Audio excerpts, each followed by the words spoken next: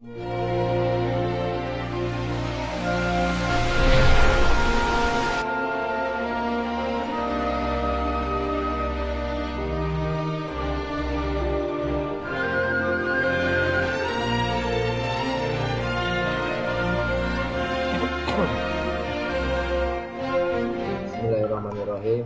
Assalamualaikum warahmatullahi wabarakatuh. Salam sejahtera buat kita semua. Jumpa lagi dengan saya Haji Hasanuddin dalam perkuliahan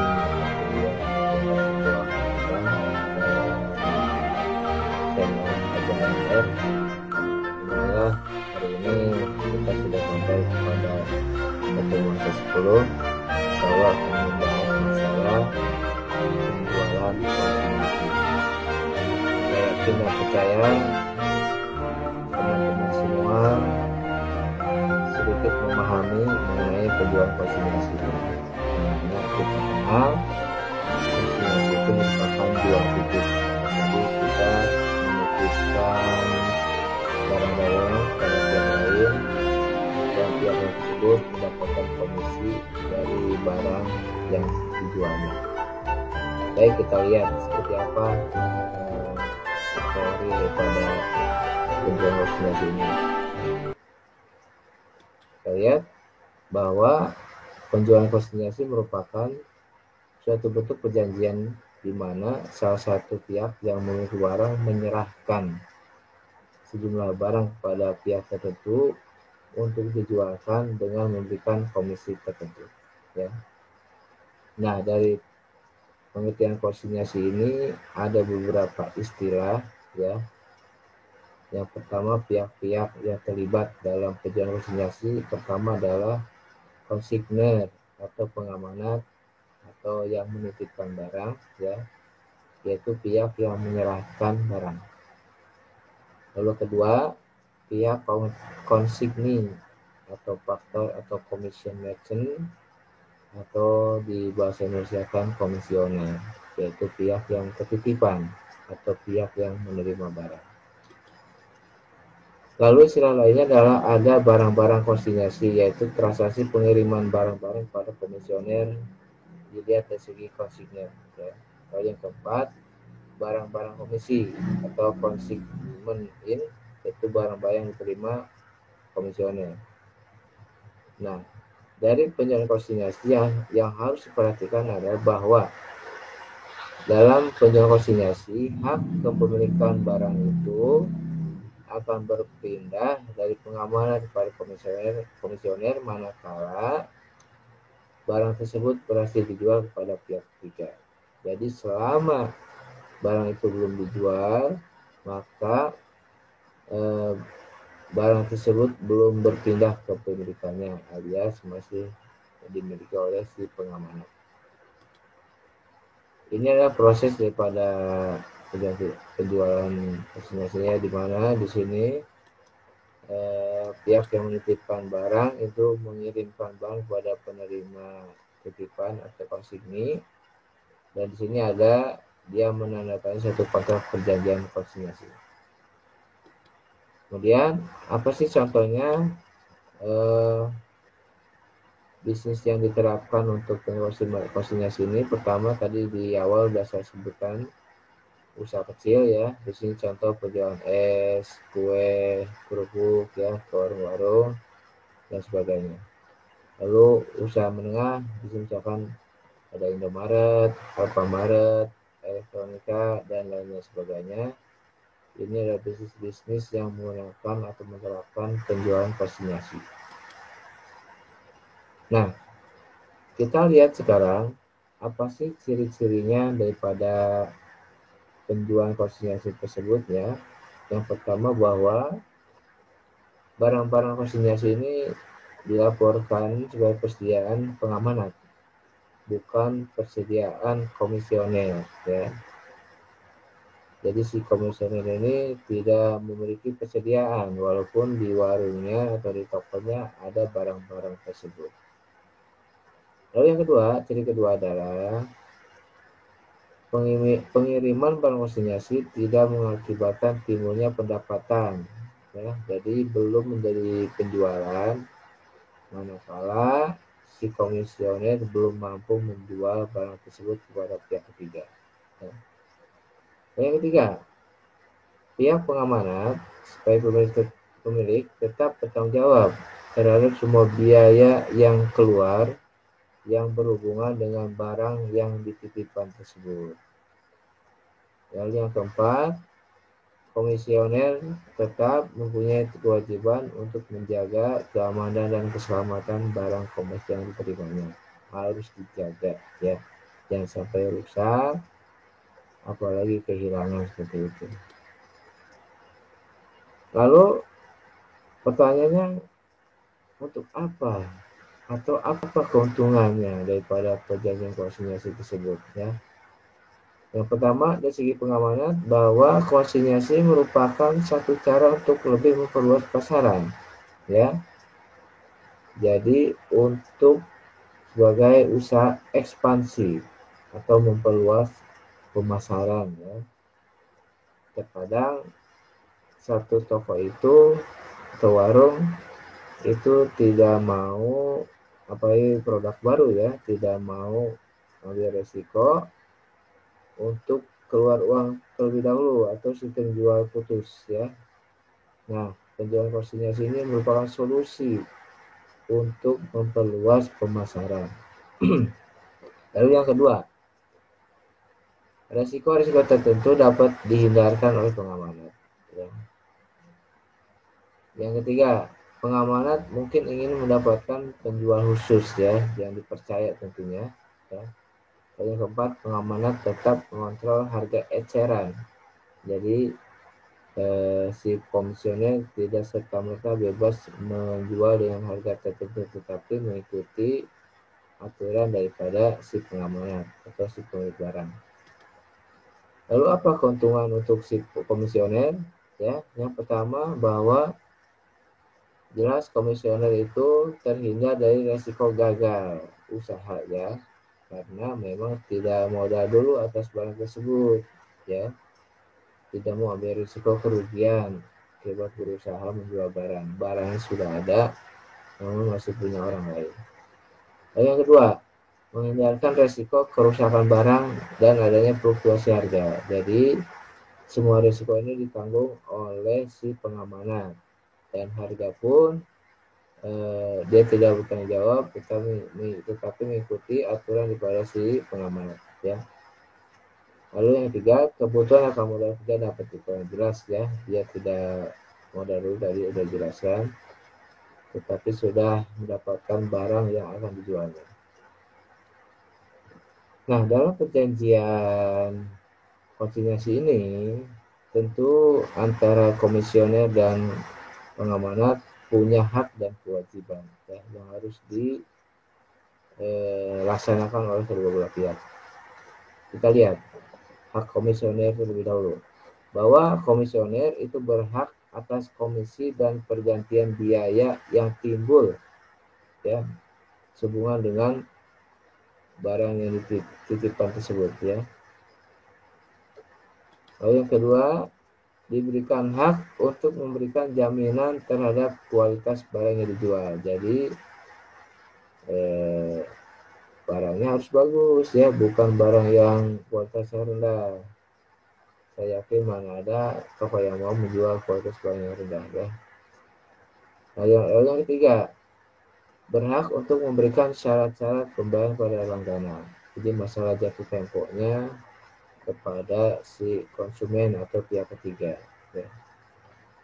Lalu apa kewajiban komisioner? Pertama, tentu melindungi keamanan dan keselamatan barang yang diterima dan dititipkan, jangan sampai rusak, apalagi berpindah tangan kepada pihak lain.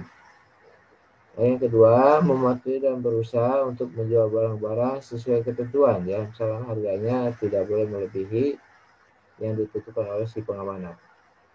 Yang ketiga, mengelola secara terpisah fisik maupun administrasi terhadap barang milik pengamanan.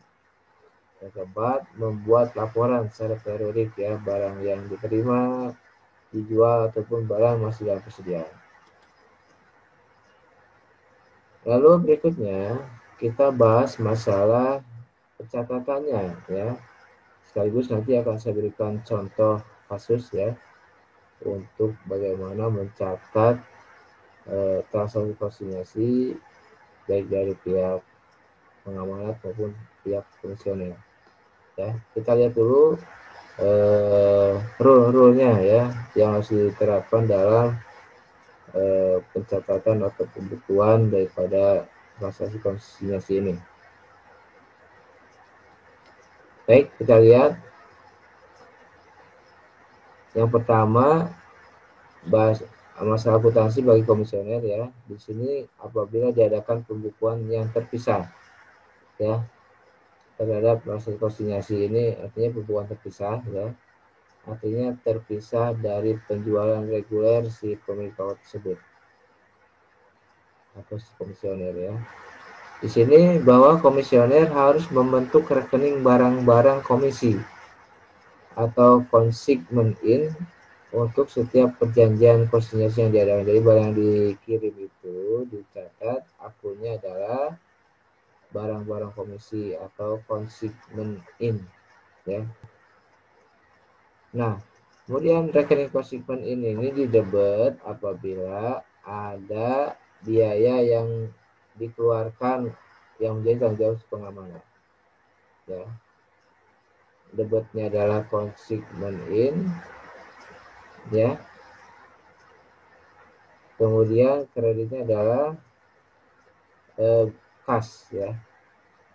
Ini otomatis akan mengurangi daripada penghasilan si pengamanat.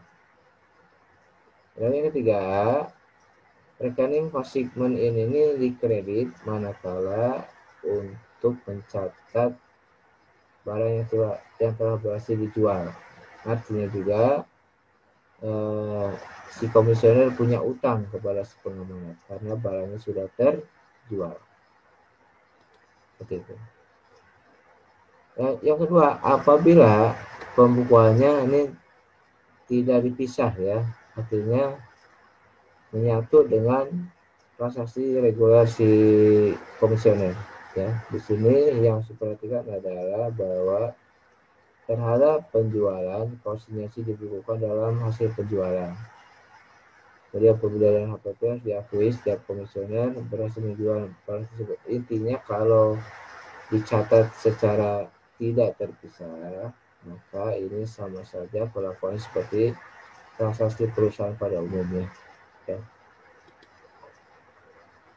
Nah sekarang bagaimana masalah akuntansi bagi si pengamanat ya atau konsigner?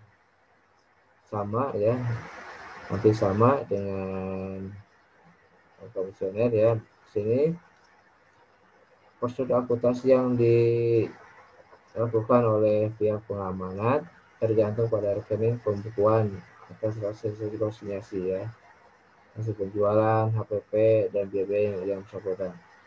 Nah, caranya pun sama, ada dua cara yaitu terpisah maupun tidak terpisah dari penjualan regulernya. Baik, langsung saja kita kepada praktek latihan soal ya. Kita lihat, kita baca di sini CP Audio Sakti ya, kita singkat AS, CP AS memiliki usaha perdagangan video audio visual yang berlokasi di Glodok ya. CPAS ini menandatangani kontrak penjualan konsinyasi dengan PT Bima Audio Nusantara atau PT BAN untuk memasok barang-barang video audionya. Berikut transaksi-transaksinya terjadi selama 2016 beserta zona-zona yang harus dilakukan. Kita lihat. Pertama kita lihat ini pencatatan yang dilakukan oleh CP Audio Sakti sebagai komisioner ya. Baik terpisah maupun tidak terpisah ya. Kita lihat tanggal 1 Desember 2006 di sini menerima barang komisi ya. Artinya PT BAN ini mengirimkan barang komisi kepada CPAS ini berupa apa? Berupa 100 buah DVD player untuk dijual dengan harga Rp1 juta per unit ya. Nah, pada saat pengiriman barang tersebut, si komisioner tidak mencatat di pembukuan, artinya hanya berbentuk memorandum aja ya, hanya catatan kecil saja bahwa telah menerima barang komisi. Dan yang kedua, tanggal 1 sampai 31 Desember 2006, ini sebulan ya, dalam waktu sebulan ini, si CPAS ini berhasil menjual 100 DVD ya, semuanya laku dengan harga 1 juta rupiah dengan memiliki komisi sebesar 25%. Ya. Maka tadi kalau terjadi penjualan, maka di sini si komisioner mencatat piutang dagang ya, karena mungkin dibayarnya secara kredit ya penjualannya, dan barang-barang komisinya ini dikredit 100 juta, dari mana 1 juta dikali 100 unit ya, 100 juta rupiah. Sedangkan kalau dicatat tidak terpisah, ini sama aja transaksi seperti pada umumnya ya, muncul jurnal piutang dagang pada penjualan 1 juta, dan di sini ada pembelian atau HPP-nya ya pada hutang 75 juta. Dapat dari mana? Dikurangi dengan komisi 20%. Jadi HPP-nya adalah 75%. Dari 100 juta adalah 75 juta rupiah. Kemudian yang ketiga, di sini muncul biaya angkut lokal ya untuk 100 buah DVD tersebut sebesar 500.000 rupiah. Maka untuk pencatatan terpisah itu, si komisioner mencatatnya biaya tersebut dalam barang-barang komisi 500.000 rupiah pada kas. Jadi di sini barang komisinya otomatis akan berkurang nanti 500.000 rupiah. Jadi bukan biaya ya. Lalu ya kalau dicatat secara terpisah, maka di sini muncul hutang ya. Hutang pada kas 500.000 rupiah. Kemudian yang keempat, penerimaan piutang. Ini ada pelunasan piutang dagang ya dari konsumen. Tentu akan dijurnal pas pada piutang dagang ya, 100 juta rupiah. Ini pun sama. Oke, ini untuk menghilangkan piutang dagang di sini. Di nomor 2 ini ya. Ini pun sama, piutang dagang ini akan menghilangkan piutang dagang di sini. Lalu yang kelima, tanggal 31 Desember, ini perhitungan komisi ya, yaitu 25% kali 100 juta rupiah, 25 juta, maka dijurnal oleh komisioner barang-barang komisi pada pendapatan komisi 25 juta. Ini pun akan mengurangi daripada barang komisi milik si pengamanat ya, sehingga pengurangannya sudah 25 juta ditambah 500.000 menjadi 25 juta 500.000, sehingga penyerahan barang uangnya ya itu menjadi barang komisinya tersisa 74.500.000 rupiah saja. Dari mana angka ini adalah 100 juta dikurangi 500.000 dikurangi 25 juta sebagai komisinya ya, menjadi 74.500.000 rupiah ya. Sedangkan untuk pencatatan tidak terpisahnya, ini si komisioner mencatat hutang pada kas, saya punya hutang kepada pembayaran hutang kepada si pengamanat ya. Ini intinya kalau pencatatan tidak terpisah, artinya ini sama seperti pencatatan akuntansi pada umumnya ya. Sementara kalau dicatat terpisah, di sini muncul beberapa akun baru, diantaranya barang komisi ya, ini untuk mencatat pengiriman barang-barang komisi. Kemudian untuk barang-barang komisi ini juga untuk didebut kalau dia terjadi biaya-biaya ya, dan juga pendapatan komisi ya. Nanti di akhir baru dihitung berapa sisa barang-barang komisi tersebut setelah dikurangi komisi dan juga biaya yang terjadi. Paham ya? Baik. Itu pencatatan dari segi komisioner. Lalu bagaimana pencatatan yang dilakukan oleh si pengamanat PT Bima Audio Nusantara tadi? Kita lihat ya. Sorry. Kita lihat di sini. Yang satu, pengiriman barang ya sama seperti tadi. Ini soalnya sama seperti tadi ya. Pada saat pengiriman barang ini, kalau tercatat bisa itu, maka jurnalnya barang konsinyasi pada pengiriman barang konsinyasi sebesar 60 juta, dari mana dia langsung dikalikan 100 buah dikali dengan HPP-nya 600.000 rupiah, sehingga menjadi 60 juta ya. Untuk pencatatan tidak terpisah pun sama jurnalnya ya. Kemudian muncul yang ongkos angkut pengiriman. Mohon maaf, ini harusnya 500.000 ya, bukan 400 ya, salah ketik. Maka ini jurnalnya barang konsinyasi pada kas ya, 500.000 rupiah. Dan kalau pencatatan tidak terpisah, ini biaya ongkos angkut sama seperti pada umumnya ya, pada kas 500.000 rupiah. Lalu di sini diterima perhitungan atas hasil penjualan ya. Apabila telah berhasil dijual, maka dilakukan pencatatan penjualannya sebagai berikut. Ini muncul piutang dagang ke CPAS ya, atas penjualan konsinyasi sebesar 74.500.000 rupiah. Ini dari mana? Tadi di awal 100 juta dikurangi komisi 25 juta dikurangi biaya kirim 15.000 ya, sehingga tersisa 74.500.000 rupiah. Sedangkan kalau tidak terpisah sama ya jurnalnya. Kemudian di sini PT Ban juga mencatat harga pokok penjualannya yaitu 60 juta. Tadi 600.000 dikali 100 unit ya, 60 juta dikurangi biaya penjualan konsinyasi 500.000 ya.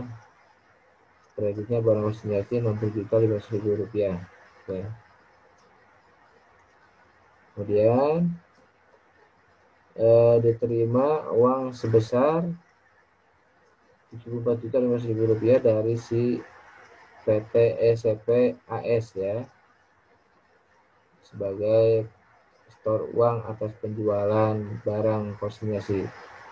Maka si PT Ban ini mencatat sebagai kas, debitnya kas, menerima uang ya, menghilangkan piutang dagang CPAS ini ya, 74.500.000 rupiah. Itu sama ya, jurnal pada umumnya juga sama.